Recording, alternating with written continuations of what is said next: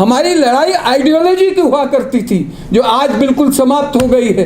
कहाँ है दक्षिणपंथी, कहाँ है लेफ्ट फ्रंट, कहीं दिखता है आपको? जमात इस्लामी हिंद को मुबारकबाद देता हूँ, क्योंकि मैंने पूरे साउथ में इनके प्रोग्राम्स को अटेंड किया है। हज़ारों की संख्या में मुसलमान मेरे दोस्त, मेरे भाई लोग इकट्ठा होते थे, एक हिंदू संत की बात सुना करते थे। जमात इस्लामी हिंद एक ताकतवर जमात है। मैं आपको यकीन दिलाता हूँ, मेरे जैसे हजारों हिंदू हमारे भाई संत महात्मा आपके साथ खड़े मिलेंगे। मुसलमानों में सबसे ज़्यादा गवैये और कलाकार हैं, हमारे हिंदुओं में उतने नहीं होंगे जितने वो कलाकार हैं। क्या उनको हम हटा सकते हैं? क्या उनकी रोटी और रोजी हम ख़त्म कर सकते हैं? 1857 में जो युद्ध हुआ, पहला हमारा आज़ादी का आंदोलन, वो बहादुर शाह जफर के नेतृत्व में हुआ था, जिसमें पूरा हिंदुस्तान, जिसमें कोई भी राजा था, महाराजा था, नवाब था, कोई भी था, उस आज़ादी की लड़ाई में बहादुर शाह जफर के साथ खड़ा था। कि वो हमने कहा कि हम कहाँ जाके रोएं, बताइए। हमारे साथ अत्याचार होता है, धर्म के नाम से होता है, एक दूसरे के संस्कारों को खत्म करने की कोशिश होती है। क्या ये सोची समझी साजिश तो नहीं?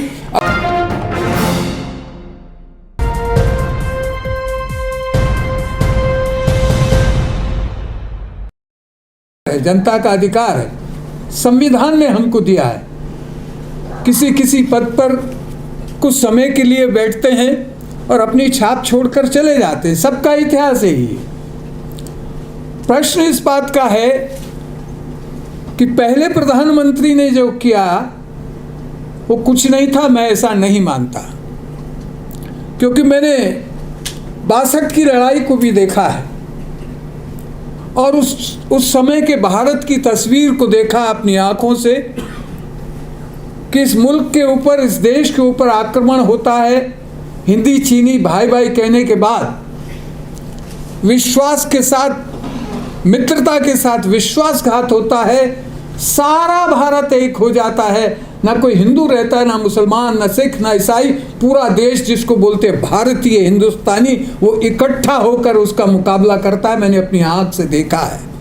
हर महिला ने किस मजहब की थी मैं जानता नहीं, उतार के गले की चेन और अपनी चूड़ियाँ इस देश के लिए, जवानों के लिए, इस देश की रक्षा के लिए दी हैं। मैंने अपने आँखों से देखा है वह इतिहास। वो लैंड अलाइनमेंट मूवमेंट को भी देखा है जो जवाहरलाल नेहरू ने भारत से चलाई। वो ऐसा भी समय देखा है, नासिर साहब को, टीटो साहब को मिला के एक बीच का रास्ता निकालने की बात करी। इस दुनिया के अंदर भारत ने दिया, नेहरू के टाइम पे हुआ था। मैं किसी राजनीतिक पार्टी की ओर से कोई वकालत नहीं करूंगा, न किसी राजनीतिक पार्टी का मैं समर्थक हूँ, ना विरोधी। मैं इतिहास की बात करना चाहता हूँ। उसके बाद बहुत सारे प्राइम मिनिस्टर आए, उन सबका इस देश में कंट्रीब्यूशन है, महत्वपूर्ण कंट्रीब्यूशन है। और इंदिरा गांधी का बहुत बड़ा, फॉरेन पॉलिसी की बात करते हैं तो बहुत बड़ा कंट्रीब्यूशन उनका भी है। राजीव गांधी की भी बात करते हैं। मैं एक कलाकार हूँ, मंचीय कलाकार हूँ, और उन्होंने जो पूरी दुनिया के अंदर भारत की कल्चर को स्थापित किया, वो एक महत्वपूर्ण काम था। हमारी संस्कृति को एक एक देश में पहुंचाने का श्रेय उस प्रधानमंत्री को भी था। बहुत सारे प्रधानमंत्री और भी हैं। वाजपेयी जी भी आए तो उन्होंने एक नया मैसेज दिया था। पार्लियामेंट में दुर्गा का शब्द इस्तेमाल इंदिरा गांधी के साथ किया था, और वो विरोधी दल के थे। उस वक्त राजनीति की बात नहीं थी, देश की बात थी। हम अपने धर्म की बात जहाँ करते हैं, हिंदू और मुसलमान की बात करते हैं, उस दायरे से निकलने का प्रयास नहीं करते हैं। मेरे भाइयों, आज वो समय आया है, उस दायरे को तोड़ना पड़ेगा। वो दायरा सीमित मत रखिए, कारण हम स्वयं हैं। जो हालात पैदा होते हैं उसमें भी जिम्मेवार हम हैं। आज अगर सरकार के खिलाफ हम कोई बात करते हैं तो जितनी सरकार दोषी होती है उतना विरोधी भी होता है। कहाँ है विरोधी?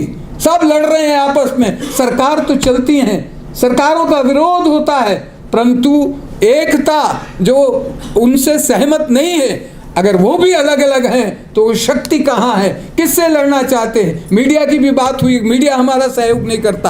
आखिर किसकी बात को मानेगी ये जनता? कब मानेगी?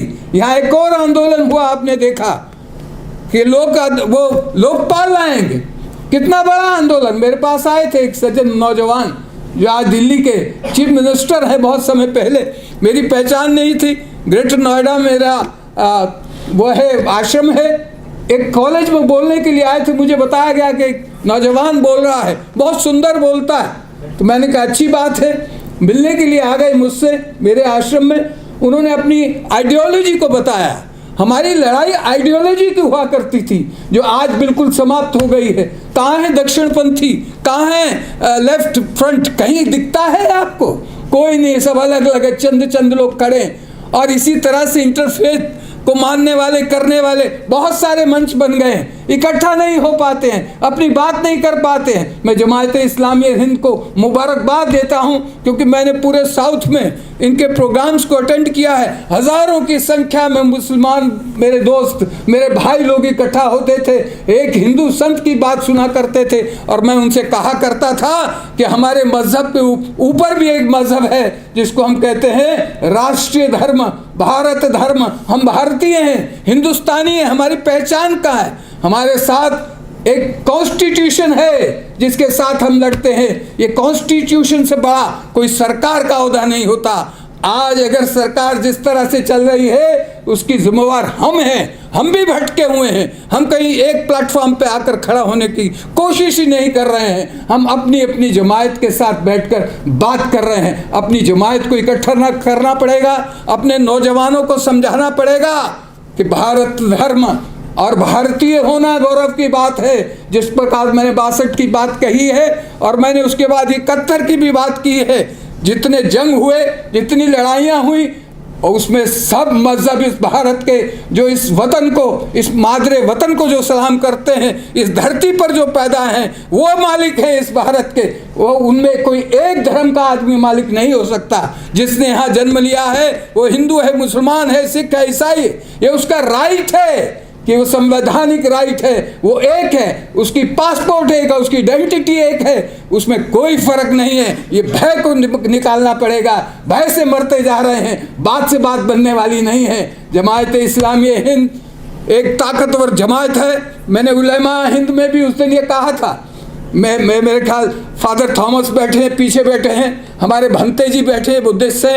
हम जो सर्वधर्म संसद चलाते हैं, 2006 में प्रारंभ की श्री अग्निवेशी के नेतृत्व में, हमने किसी सरकार की परवाह नहीं की, हमेशा डट के मुकाबला किया करते थे। और आज हमारी पहचान है तो इसलिए है कि जब भी अत्याचार हुआ, किसी भी धर्म पर हुआ, हम सारे धर्म गुरु वहाँ गए हैं, चल के जाते थे, अपना पेट्रोल फूंक के जाते थे, अब भी जाते हैं। आज भी सुबह मॉर्निंग में जैनियों का था, कल हमारे क्रिश्चियन भाइयों का था, YMCA में था।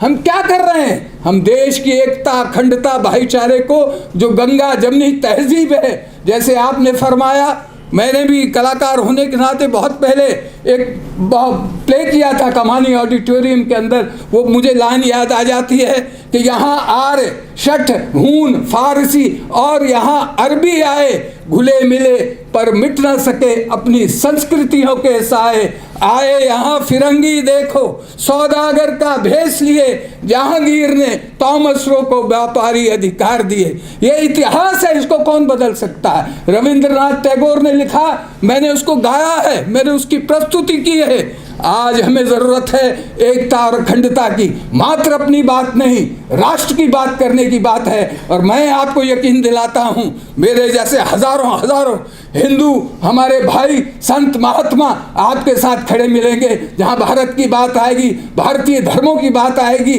जहाँ कला की, संस्कृति की। आज भी देखिए, मुसलमानों में सबसे ज़्यादा गवैये और कलाकार हैं। हमारे हिंदुओं में उतने नहीं होंगे जितने वो कलाकार हैं। क्या उनको हम हटा सकते हैं? क्या उनकी रोटी और रोजी हम ख़त्म कर सकते हैं? क्या आज अमरनाथ की यात्रा करने जाता है हिंदू, तो उसको फूल कौन देता है? उसको और ले जाता है कौन? मेरा मुस्लिम भाई लेके जाता है, वो अकेला वहाँ तक नहीं जा सकता है। ये है हमारा भाईचारा जो आज भी कायम है। जो आज ख़त्म होने की जो बात करते हैं, वो इसलिए हम करते हैं कि खाली सेमिनार से बात बनने वाली नहीं।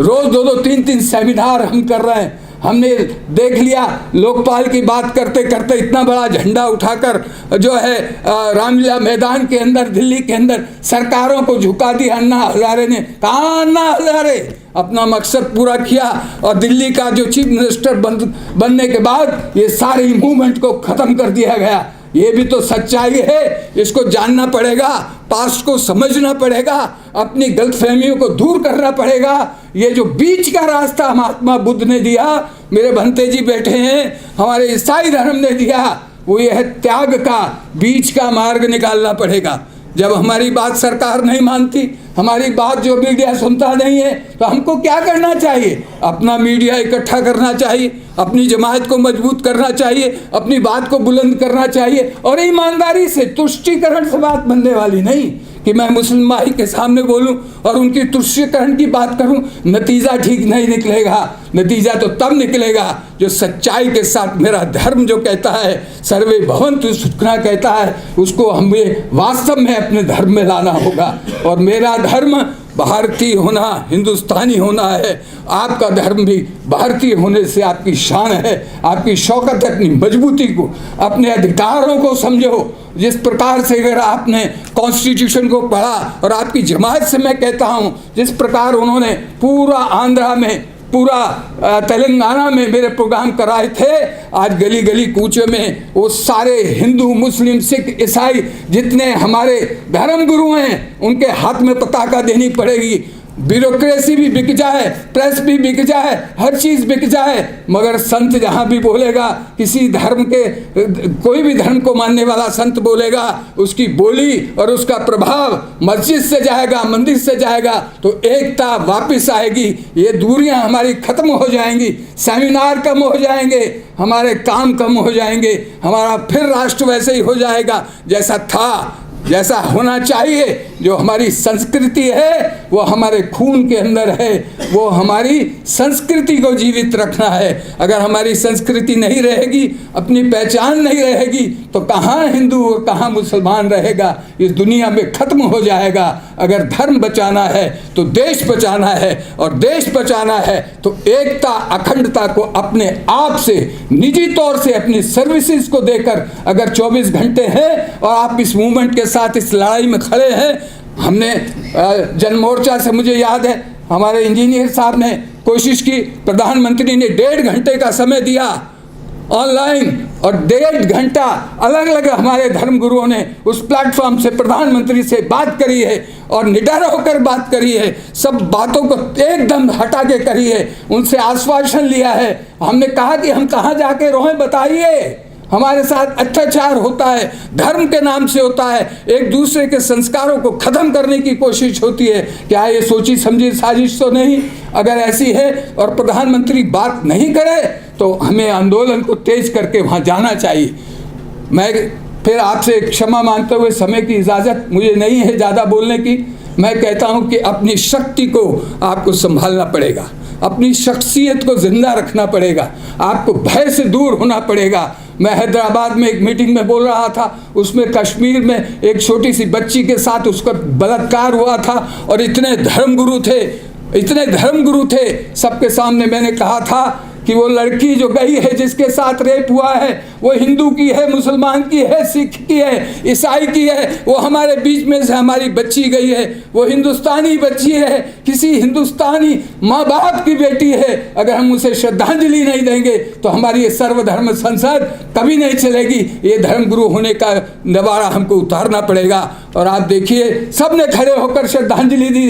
वो बच्ची मुसलमान नहीं थी, वो बच्ची हिंदुस्तानी थी, और हर हिंदुस्तानी का ये फर्ज है कि अगर कोई अत्याचार होता है, कोई बलात्कार होता है, देश में अराजकता होती है, तो निडर होकर उसका सामना करना चाहिए। किसी की भी सरकार रही हो, सरकारें आती हैं चली जाती हैं, बहुत सारी आई सरकारें, बहुत चली गई, और आगे भी ये सिलसिला रहेगा। मगर ये हमारी तहजीब, हमारी संस्कृति, जो आप मुझे सुन रहे हिंदू हूँ, आप में अधिकांश मेरे मुस्लिम भाई हैं, सुनते हैं, मैं उनकी बात सुनता हूँ। हम सब जगह जाते हैं और सारा दिन इस काम को करते हैं, 24 घंटे। 78 साल की उम्र में भी मैं एक्टिव होकर इस काम के लिए करता हूँ और मुझे फ़ख्र है कि ये काम भारतीय है, संविधान के साथ है। और संविधान अगर हमारे साथ खड़ा है और हम अगर निडर हैं तो कोई किसी में हिम्मत नहीं है कि हमारी सभ्यता को, हमारी संस्कृति को, हमारे भाईचारे को तोड़ सके। मैं आपसे निवेदन करता हूं कि आप अपने आप को जगाएं और इस मूवमेंट को उठाएं। दुबे साहब, आपके अनुभव जो हैं उनको हम लेकर चलेंगे, आपको आश्वासन देते हैं। और सलीम इंजीनियर साहब भी मेरी तरह रोज़ किसी न किसी मोर्चे पे हम लोग बोलते हैं। मैं आपसे गुजारिश करना चाहता हूं सदर साहब कि आपकी जमात एक मजबूत जमात है। इस जमात के माध्यम से एक प्रोग्राम को अनाउंस करिए। वो हिंदू और मुसलमान की जमात नहीं है, वो भारतीय जमात है जिसके हमदर्द बहुत हैं। आप उनको खोजिए जो समय समय पर आपके साथ खड़े रहे थे, आज खड़े हैं, उनको पहचानिए, उनको जोड़कर पूरे हिंदुस्तान के अंदर आपकी जमात के माध्यम से जितने भी छोटे छोटे हमारे इंटरफेथ के ग्रुप हैं उन सबको मिलाकर, उन लोगों को मिलाकर एक मूवमेंट को जन्म दें। अपने अधिकारों के लिए हमें लड़ना पड़ेगा और लड़ाई किसी व्यक्ति के साथ नहीं है, लड़ाई उस अत्याचार से है। वो हमारे जो कॉन्स्टिट्यूशन के खिलाफ जो है वो लड़ाई है। हम कहते हैं भारत के संविधान को जो हमें हक मिला है वो सबका बराबर है और बराबर का हक लेने के लिए हमें उठना होगा। मैं इन्हीं शब्दों को कहते हुए आपका धन्यवाद करता हूं, आभार प्रकट करता हूं कि आप जब बुलाते हैं मैं कोशिश करता हूं आने की। सुबेरे पश्चिम में था, दिल्ली के उस कोने में, फिर गया क्योंकि हमारे यहाँ एक सावन का चलता है, मुझे पूजा करनी होती है, दिन में भोजन करना पड़ता है। मेरा मज़हब मुझे उसकी इजाज़त नहीं देता था। वहाँ गया और फिर अपनी इबादत करके, उसकी अपनी प्रार्थना करके फिर आप में आके खड़ा हुआ, इसलिए कि आप सच्चाई, ईमानदारी के साथ इस देश के अंदर भाईचारे को कायम रखना चाहते हैं। और हमारे जो शहीद हैं वो हिंदू हैं, मुसलमान हैं, जिन्होंने देश की आज़ादी के लिए, बहादुर शाह जफ़र हमारे अंतिम बादशाह की रहनुमाई में 1857 में जो युद्ध हुआ, पहला हमारा आज़ादी का आंदोलन, वो बहादुर शाह जफ़र के नेतृत्व में हुआ था, जिसमें पूरा हिंदुस्तान, जिसमें कोई भी राजा था, महाराजा था, नवाब था, कोई भी था, उस आज़ादी की लड़ाई में बहादुर शाह जफ़र के साथ खड़ा था कि वो राष्ट्र का, इस राष्ट्र का मालिक था, वो बादशाह था भारत का, उसके नेतृत्व में लड़ा गया था। फिर उसके बाद 1947 में हमने जो है आज़ादी ली है। मेरे भाई और बहनों, कोई कटु शब्द कह दिया हो तो क्षमा चाहता हूँ, कोई मशवरा हो तो सलीम साहब के माध्यम से मुझे दीजिए। हम आपके साथ हैं।